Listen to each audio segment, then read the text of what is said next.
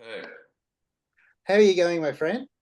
I'm okay. You're okay. Welcome to the Rockpit, and thanks for taking time out of your day to chat with us, to chat all No, things Icehouse in 2025. no worries. So the main reason for, I guess, our chat today is to celebrate that you guys are headlining the first series of the Red Hot Summer for 2025. With a couple of shows under the belt already. I heard that the first one in Mornington was an absolute belter of a show under brutal heat. Uh, It was a it was a killer. I don't know what it is about that place, but last time we played there, it was not dissimilar. But I watched the temperature during the day, and it was nudging 40. And by the time we went on, it was still 30 degrees, which is testing, and a lot of dust. So that was pretty interesting. But yeah, you know, look, we probably got it a lot easier than all of those other bands because they were out there in the blazing sun. yeah, absolutely. Now, a couple of notable changes to the set. Sisters back in the set after a bit of an absence, and you the encore featured a cover of the Sex Pistols, "Pretty Vacant." Changed Um, it up a little bit. yeah, yeah, we've got a couple of different covers actually that we hauled out. Sort of only had a fairly brief rehearsal, about 4 hours, I think. And yeah, so we've got a bunch of covers, so we don't quite know what we're going to do. It's not set in stone, but I just happened to. I don't know why it was, especially in that kind of heat. I just felt like playing it. It was just I kind of yelled at the tour manager at the side of the stage, right, pretty vacant, off we went. That's great. I'm actually gutted I wasn't there. I mean, Sister's one of my favorite tracks from the back catalogue, and obviously Pretty Vacant. I know the influence that that era sort of had on the band. Um, to think 45, it's now 45 years that you've been doing this. Um, is it still as exciting as it was back then? Look, it was kind of a happy accident in a way because we sort of we stopped touring. I think my first child was 6 weeks old, so that's my excuse, and I'm sticking to it. And it was 16 years really before we played again, so that's a fair old break. Mm. Um, and it was kind of accidental that we got back together. It was actually same tour manager Larry. He's been working with us since 1986, and he was actually the guy that came up with the concept of sound relief. He gave it to Michael Gudinski, and of course Michael Gudinski ended up getting the credit for it. But it was actually our tour manager that came up with the idea, and he had it all kind of mapped out in his head. You know, two cities running parallel, Sydney and Melbourne. Because he got on the phone to me and he said, we're doing these two concerts, blah, blah, blah, blah. By the way, you're headlining Sydney. And I said, are you completely insane, Larry? We haven't played for 16 years. And it all sort of went from there. And it was a shocker of a night. It was the SCG. It was driving rain. And we're talking the sort of rain that was coming into the stage area. So, you know, it was not straight up and down at all.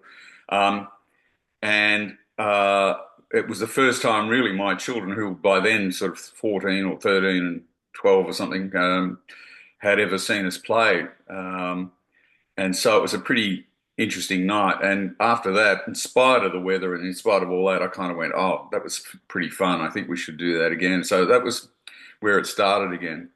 Um, and yeah, we've got the great luxury of being able to sort of pick and choose, and we don't live in the same capital cities. We're spread all over the place in Melbourne, Sydney, Adelaide.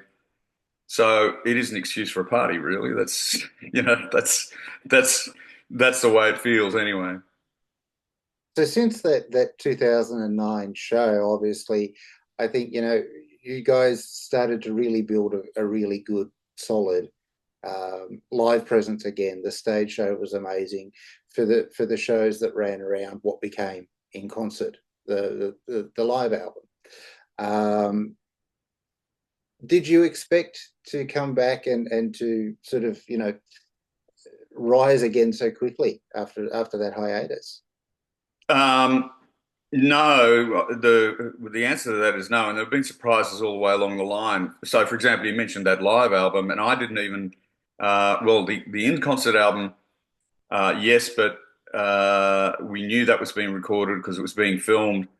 But we put out another live album. We were asked to do the St Kilda Festival, and um, what I hadn't remembered was that we were the first band to be asked to do the St Kilda Festival 40 years prior to that as Flowers. And they asked us to play the Flowers set basically. And so we rehearsed that. And some of those songs we hadn't played for, oh God, I can't even add up how many years how many decades that would have been from that, Flowers era, including Pretty Vacant, I must say. Um, and I didn't even know that show was being recorded, and it ended up coming out as a live album called Icehouse Plays Flowers.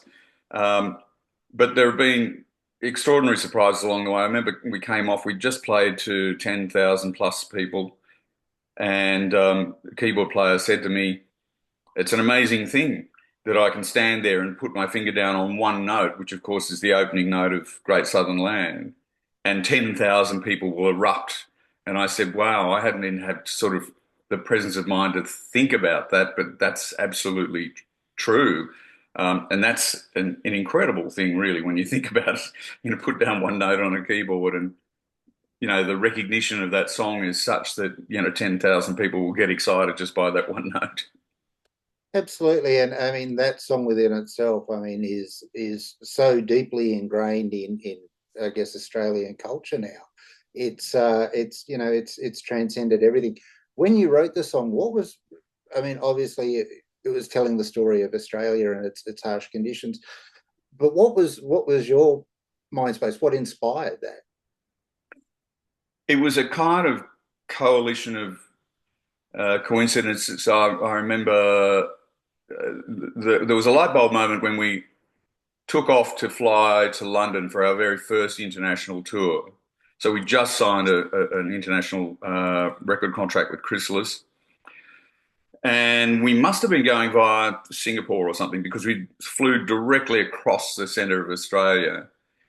And I, looked out the window while it was still kind of interesting and recognised, the Great Dividing Range and the Western Slopes and so on and so forth. And then it got to the point where there was just spinifex and dry creek beds, and inevitably I guess I fell asleep, and I woke up 2 hours later and was still over spinifex and dry creek beds. And I think it was the sudden recognition of the scale that kind of blew my mind completely.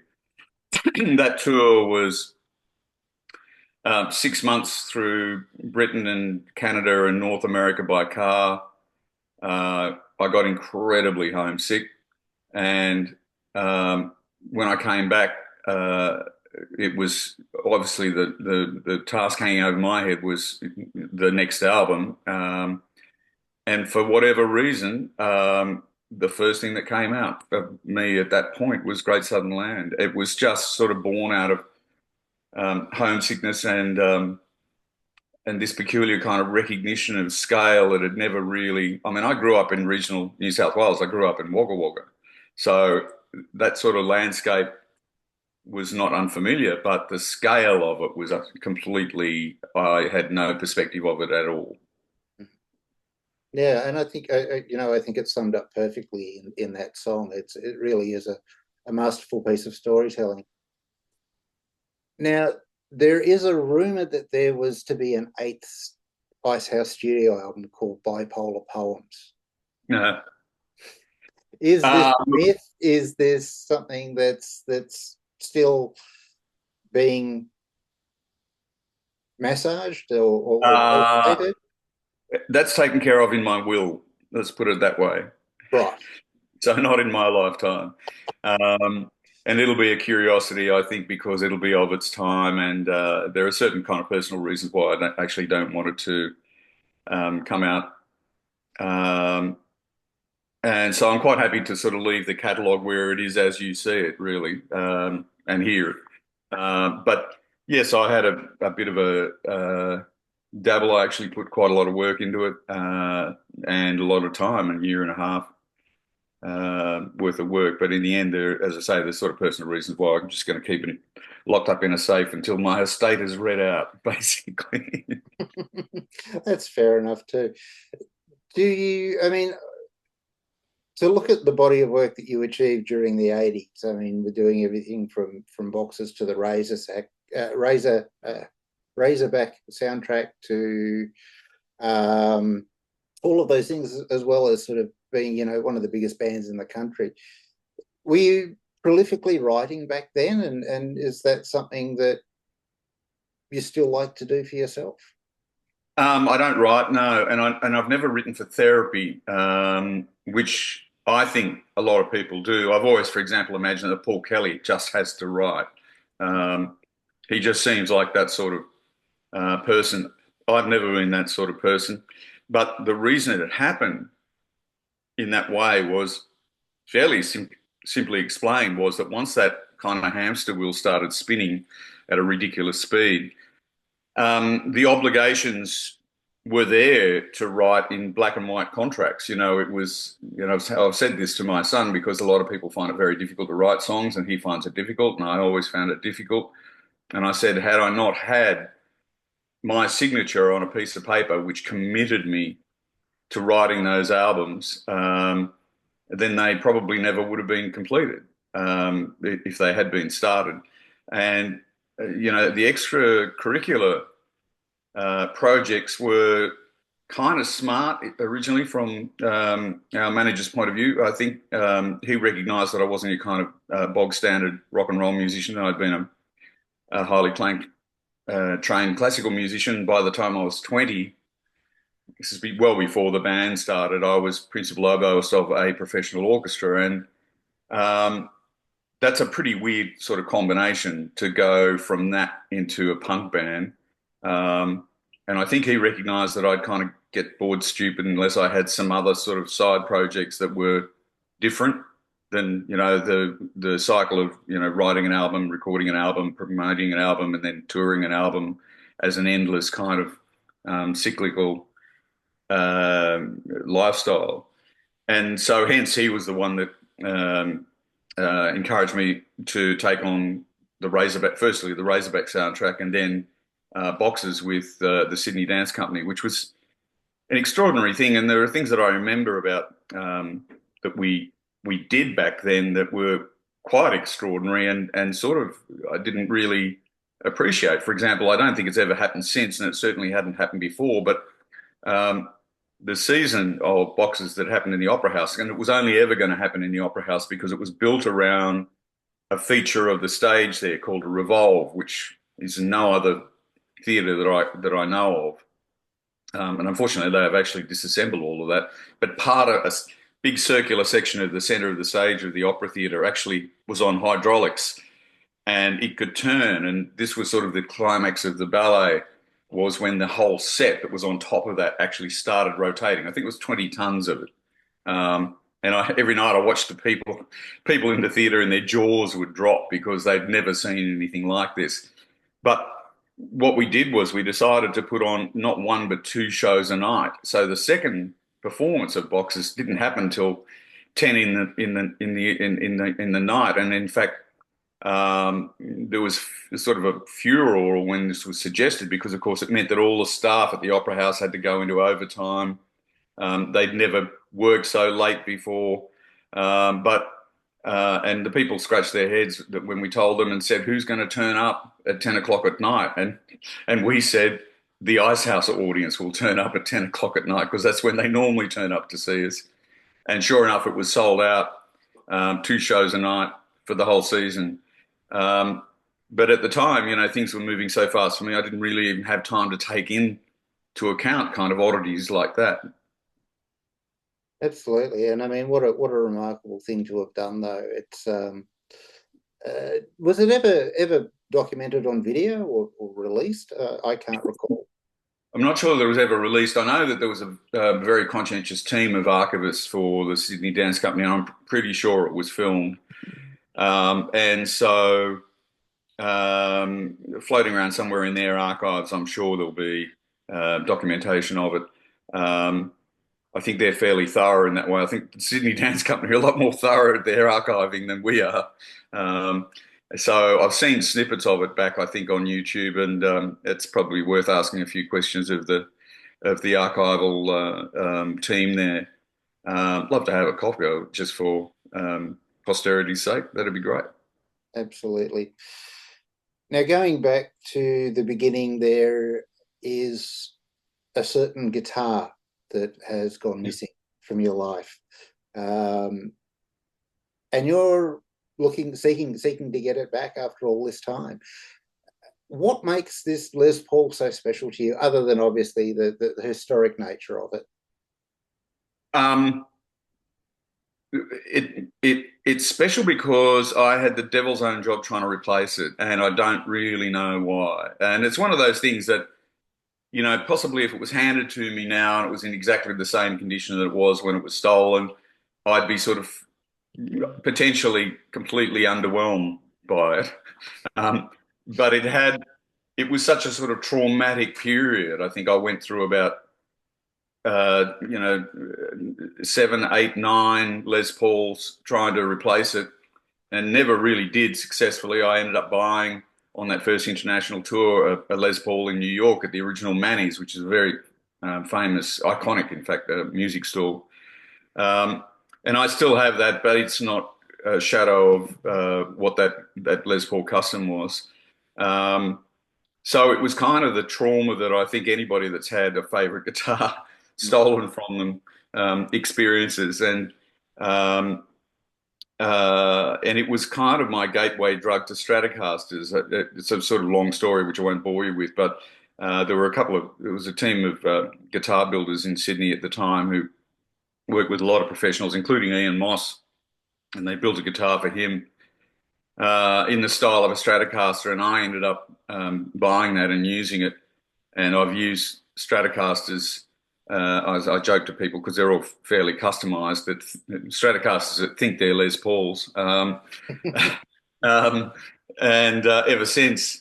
And so I've never gone back to using, for a brief while, I used that Manny's Les Paul, a very brief while, but ever since then I've sort of jumped ship. So it's like a kind of Holden driver going to, by way of trauma, being forced to be a Ford driver. Um, and so it's quite a strange situation. So yeah, there's quite a lot of yeah. It's not just the history of the fact that it recorded that first Flowers album. It was the fact that it was, as I say, quite a traumatic, protracted period of trying to get back in the game again, as it were. Absolutely. And where was it actually stolen from? Can you recall what happened or how it just The didn't? pub, we've been trying to identify the pub. The pub actually was on Broadway in Sydney, and it was on a corner, as far as I can recall. And it was the shape of that corner and the fact that the corridor where we were loading stuff out had a dog leg on it out to another street. Um, and I had stupidly packed it up and taken it down the first part of the corridor to where it dog-legged out to this other street. And of course, somebody was just walking past that uh, on that other street, and it had a glass door, and probably just looked in, and it literally would have been, 12 paces inside the hallway. So it was. I was talking to Keith Welsh, the co-founder of the band, and who now manages us, and trying to pick his memory on when the period was, because we had recorded the Flowers album, but it hadn't yet been released. And of course, once it was released, it was a huge success, and we went from being a pub band up to another level. We were playing places like Festival Hall in Melbourne and so on. But at the point at which it was stolen, the album had been recorded, but we were still playing in tiny little divey pubs. And as I say, this was a pub bordering on Broadway in Sydney, near the famous Grace Brothers building, and such a tiny pub. I don't even think it had a stage. I think we were literally set up in the corner of the main bar, and played that afternoon, having just driven overnight from Melbourne, playing there. Um, so I was probably half stupefied with fatigue anyway. But it was so quick; it was just gone. and I'd love to get it back. So it, the reason why this campaign happened at this point was I'm not a user of social media at all, and that's my choice quite deliberately. But I did create an alias, and I do subscribe to um, a number of kind of guitar enthusiast swap and sell types of Facebook pages because there's not just one missing guitar, there's a number, and a lead guitarist as well has lost at least two. Um, and I check that regularly just in case something turns up. And it was not until I started doing that that I had any appreciation at all of how many tens of thousands of guitar enthusiastic amateur guitarists there are out there who are incredible train spotters. You know, they know so much more about guitars than I do. And as soon as I registered this fact, I thought, you know, there is a snowflake's chance in hell um, that one of these people will spot something or has seen something or knows somebody who knows somebody or whatever. So it was, and of course, fueled by the fairly recent stories of Paul McCartney's Hofner bass being found, for example, incredibly unlikely thing after 50 years. A number of other famous guitars too. Peter Frampton's famous three pickup Les Paul, which had been in a plane crash. So it had not only survived that, but and the fire that ensued, but after all these years, it turned up with a collector somewhere. So yes, it's a long shot, but you never know. Absolutely. Well, here's hoping that we're able to spread the word and have people become more aware of it and hopefully return, you know, I guess the firstborn of in many ways to you. Yeah, well, I spent a lot of time with that guitar in my flat at Linfield in the infamous Icehouse, and trying to perfect the sound that we ended up recording on that Flowers album. My great hero was David Bowie's guitarist Mick Ronson. I modelled my entire sound on him, and yeah, I spent a lot of hours with that, and believe it or not, a 100-watt Marshall in my bedroom. I don't know how the hell I got away with it, but anyway, apparently I did. Yeah, absolutely. So just going back to this run of Red Hot Summer shows, the band is the same as it's been. Hugo Lee, Steve Ball, Paul, the two Pauls, Paul Kildare and Wheeler, and yourself. Is Michael Painter doing any shows with you? I know he's got other commitments at the moment. He's taking a sabbatical to star in Jesus Christ Superstar. We have Michael Best, one of his colleagues, and one of our friends who's also an extraordinary guitarist, keyboard player. He's taking Michael's spot for the moment. Yes, Michael, I wouldn't like to even think about how tough his schedule is at the moment. I saw the opening night of that show. They are all extraordinary. I can recommend to anybody to please go and see this production of Jesus Christ Superstar there. Mahalia Barnes, it's incredible. The young fellow who's playing Judas is extraordinary as well. I mean, they're all incredible. I was kind of got to the end of that opening night and I was sort of almost weak at the knees. I just thought, well, I don't know how these young people are kind of pulling this off, and I certainly don't know how they're going to do it every night, but I have incredible admiration for them. They're remarkable. Yeah, and I think I first came to know Michael through Icehouse, and the opening night in Melbourne. Well, the season in Melbourne, I'm really looking forward to. So I'm glad you've given me your thumbs up on that one. So Oh, absolutely. Couldn't recommend it more highly. um, now you've got a milestone birthday this year as well. How does it actually feel to be thinking that you've been doing this for nearly 5 decades? Is it surreal? It is surreal, but I'm incredibly appreciative